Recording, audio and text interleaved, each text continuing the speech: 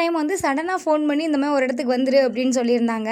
நாங்களும் சும்மா ஏதோ ஃபங்க்ஷன் அப்படின்னு சொல்லிட்டு தான் போயிருந்தோம். பார்த்தா அங்கே வந்து வரலட்சுமி நோன்பு. இந்த டைம் வந்து விரதம்லாம் எடுத்து இன்றைக்கி தான் போகணும் அப்படின்னு பிளான் பண்ணியே அங்கே போயாச்சு. போன உடனே ஆளுக்கு ஒரு வேலை பார்த்துட்டு இருந்தாங்க. நம்ம அங்கேயும் போய் குட்டீஸை தான் மேய்ச்சிட்டு இருந்தேன். அப்புறம் அக்கா நீ போய் கோலம் போடு அப்படின்னு சொல்லிட்டாங்களா, சரின்னு சொல்லிட்டு கோலம் போட போயாச்சு. ஆனால் அக்கா ரொம்ப ஃபாஸ்ட்டு. நாங்கள் போகிறதுக்கு முன்னாடியே எல்லா வேலையுமே நீட்டாக பார்த்து வச்சுருந்தாங்க. நாங்கள் போய் சும்மா சின்ன சின்ன வேலை தான் பார்த்துட்டு இருந்தோம். ஃப்ரெண்டு ஒரு பக்கம் பூ கட்ட போயிட்டாங்களா, நமக்கு கோலமாவு கையில் எடுத்தே ரொம்ப நாள் ஆச்சு. முன்னெல்லாம் ஸ்கூல் படிக்கும்போதெல்லாம் போட்டுகிட்டே இருப்பேன். இப்போலாம் போடுறதே கிடையாதா. ஏதோ கைக்கு வந்து ஏதோ சின்னதாக ஒரு கோலத்தை போட்டாச்சு. நம்ம வெளியில் கோலம் போட்டுக்கிட்டு இருக்கும்போதே வீட்டுக்குள்ளே பாதி வேலை முடிஞ்சிடும். போனோடனே சாமி கும்பிட்டுட்டு சாப்பிட்டுட்டு கிளம்பிடலாம் சீக்கிரம் அப்படின்னு பார்த்தா நம்ம கோலம் போட சொல்லிட்டு வீட்டுக்குள்ளேயும் வேலை பார்த்துட்டு தான் இருந்தாங்க. சரி எல்லோரும் வந்ததுக்கப்புறம் தான் ஸ்டார்ட் பண்ணுவாங்க போல் அப்படின்னு நமக்கு தெரிஞ்ச மாதிரி கோலத்தை போட்டுட்டு உள்ளே வந்தால் உள்ளேயும் இந்த சாமி வைப்பாங்கல்ல டேபிள், அதுலேயுமே கோலம் போடு அப்படின்னு சொல்லியிருந்தாங்க. அதில் போடும்போது ஒரு மாதிரி இருந்துச்சு. நல்லா போடணும் அப்படின்னு பதட்டமாகவே போட்டேன். நல்லா தான் இருந்துச்சு.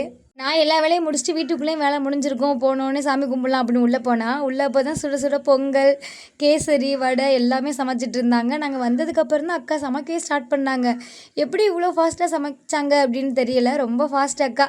ரொம்ப ஃபாஸ்ட்டாகவே எல்லாம் சமைச்சு முடிச்சுட்டு அவங்களுமே சாமி கும்பிட்றதுக்கு ரெடி ஆகிட்டாங்க. சாமியை நாங்கள் வர்றதுக்கு முன்னாடி அக்கா அழகாக ரெடி பண்ணி வச்சுருந்தாங்களா. இந்த டைம் பார்க்க சாமி ரொம்ப அழகாக இருந்துச்சு. நீட்டாக ரெடி பண்ணியிருந்தாங்க. வீட்டுக்குள்ளே உள்ள சாமியை வந்து வெளியில் வச்சு தான் கும்பிடணும் அப்படின்னு வெளியில் கூட்டிகிட்டு வந்து வெளியில் வச்சு தான் சாமி கும்பிட்டாங்க. ஃபஸ்ட்டு எல்லாருமே சேர்ந்து ஆர்த்திலாம் எடுத்து முடிச்சுட்டு, அதுவும் 5 பேர் தான் எடுக்கணும் அப்படின்னு சொல்லி ஆர்த்தி எடுத்தாங்க. ஆர்த்தி எடுத்து முடிச்சுட்டு வெளியிலே உட்காந்து சாமி கும்பிட்டாச்சு. நான் எப்படி இது ரொம்ப புதுசாக பார்க்குறேனோ அதே மாதிரி தான் ரிதுவும் ரொம்ப புதுசாக பார்த்துட்டு இருந்தான். என்னம்மா இப்படி பண்ணுறாங்க அப்படின்னு. போன வருஷம் விட எனக்கு இந்த வருஷம் வந்து ரொம்ப பிடிச்சிருந்துச்சி அந்த இடத்துல இருக்க. நம்ம கோவிலுக்கு போகிறது ஒன்றும் புதுசு கிடையாது. கோவிலுக்குலாம் போவேன். ஆனால் இந்த மாதிரி நம்ம வீட்டில் பண்ணது கிடையாதா, யாரும் பண்ணி நான் பார்த்ததும் கிடையாது. ஃபோனில் வீடியோஸ் பார்க்குறது மட்டும்தான். ஆனால் இப்போ நானே அதை நேராக பண்ணும்போது எனக்கு ரொம்ப ஹாப்பியாக இருந்துச்சு. சாமிக்கு நல்லா ஆர்த்திலாம் எடுத்து முடிச்சதுக்கப்புறம் குலவெல்லாம் போட்டு சாமி கும்பிட்டாங்களா, ரொம்ப நல்லா இருந்துச்சு. அதுக்கப்புறம் பாட்டு பாடணும் அப்படின்னு சொல்லியிருந்தாங்க. நமக்கு இந்த சாமி பாட்டுலாம் தெரியாதுல்ல. அப்புறம் ஃபோனில் வந்து சென்ட் பண்ணியிருந்தாங்க. அதுக்கப்புறம் பேப்பர் கொடுத்துருந்தாங்க.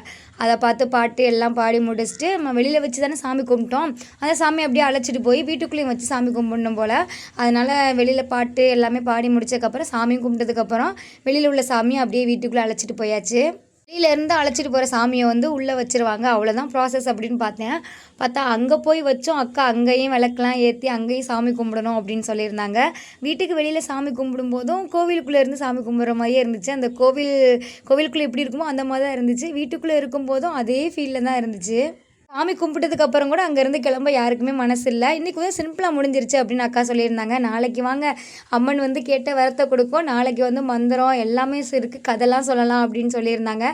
அதனாலேயே நாளைக்கு எப்படா வரும் அப்படின்னு தான் இன்றைக்கி தோணுச்சு. இதை விட நாளைக்கு நல்லாயிருக்கும் அப்படின்னு நினச்சிட்டே நாங்கள் அப்படியே சாமிலாம் கும்பிட்டுட்டு குட்டிஸ் ஒரு பக்கம் விளாண்டுட்டு இருந்தாங்களா, நேராக சாப்பிட போயாச்சு. சாப்பிட்டு முடிச்சுட்டு அப்படியே நம்மளும் வீட்டை பார்த்து கிளம்ப வேண்டியதான். ஓகே, வீடியோ பிடிச்சிருந்தா சப்ஸ்கிரைப் பண்ணிக்கோங்க.